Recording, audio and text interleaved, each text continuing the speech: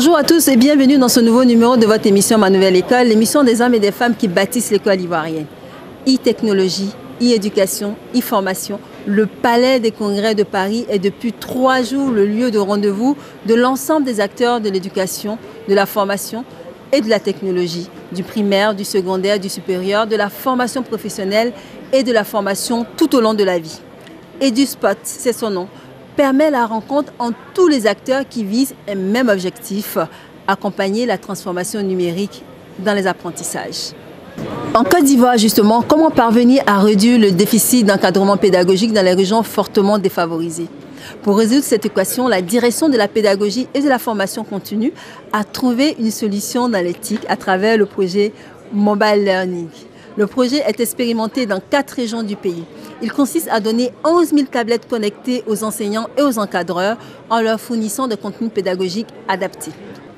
Concrètement, comment un enseignant peut-il poursuivre sa formation continue à distance grâce à une tablette? Nous nous sommes rendus dans la région de Divo pour voir justement comment cela fonctionne.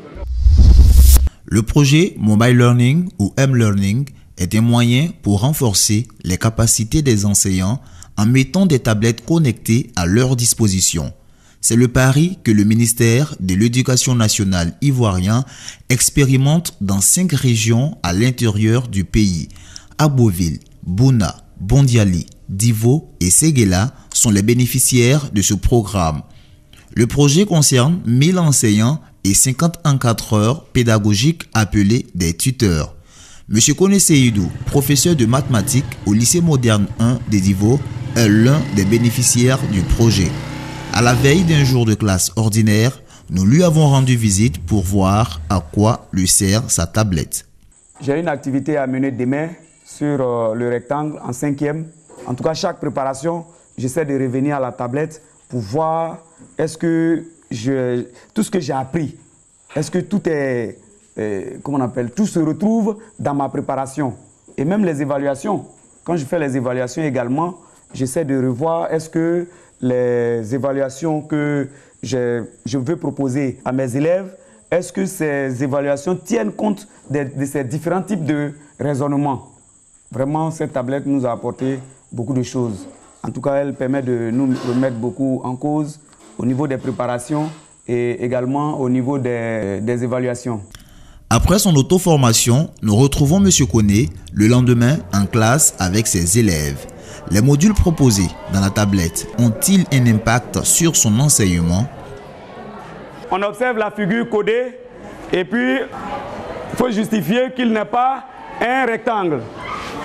Au travail? Bien, c'est ce que nous avons préparé hier soir. Il fallait faire ressortir à travers Mobile Learning les différents types de raisonnements mathématiques que nous pouvons voir au collège. Il y a le raisonnement par contre-exemple qui ne sort pas toujours dans les différents exercices proposés. Mais avec Mobile Learning, Dieu merci, ça nous ressuscite cela. Il faut amener les élèves à retrouver tous les types de raisonnement. Le raisonnement direct, c'est ce qu'on a l'habitude d'utiliser, mais il faut aussi attirer l'attention de nos élèves sur le raisonnement par contre-exemple. Il suffit qu'un élément soit faux pour qu'on puisse tirer une conclusion. Vraiment, nous apprécions beaucoup la venue de Mobile Learning. Vraiment, si ça pouvait être étendu à tous les professeurs, ça allait vraiment apporter quelque chose à nos élèves. Quels sont les modules contenus dans ces tablettes? Comment se déroule cette formation continue à distance pour nos enseignants?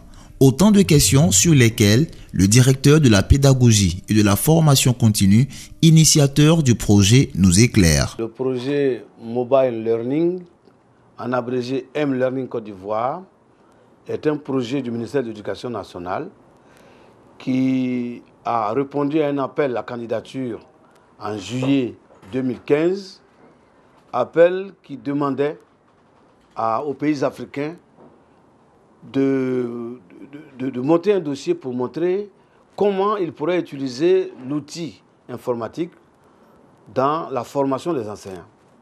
Alors, la Côte d'Ivoire a postulé et a été retenue parmi 3 pays que sont donc la Côte d'Ivoire, le Mali et le Niger. Je crois qu'après, Madagascar est également intervenu. En quoi consiste un tel projet? Comme son nom le dit, c'est un enseignement à distance. Ça veut dire qu'il y a des enseignants qu'on va former. On va alterner les phases de formation en regroupement qu'on appelle les phases en présentiel, avec d'autres phases qui se font là où l'enseignant travaille. Et ce qu'on appelle donc la formation à distance.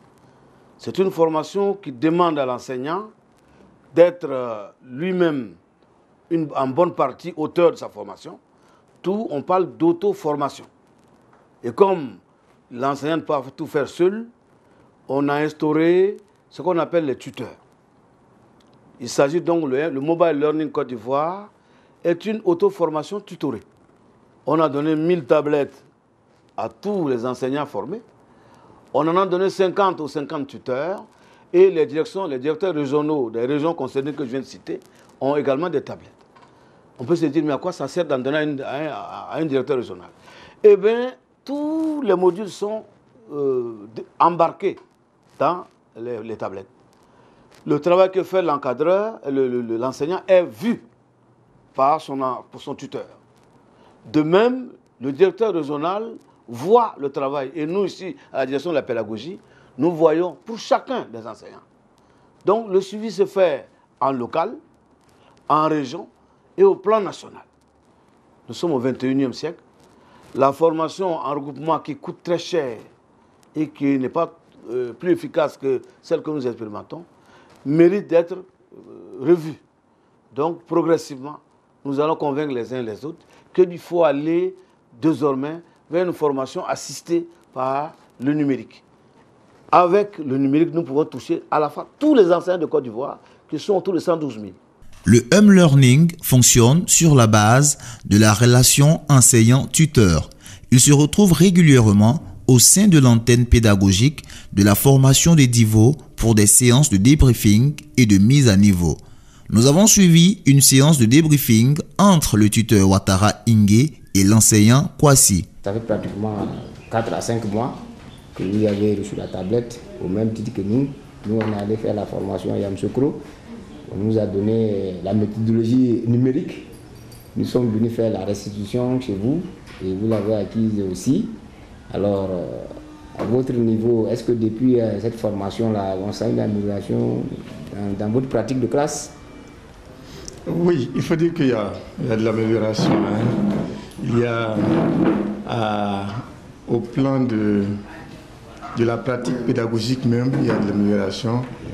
Quand on a étudié par exemple le premier module qui parlait de l'APC, l'évaluation par exemple, m'a vraiment été d'utilité énorme, d'une énorme utilité.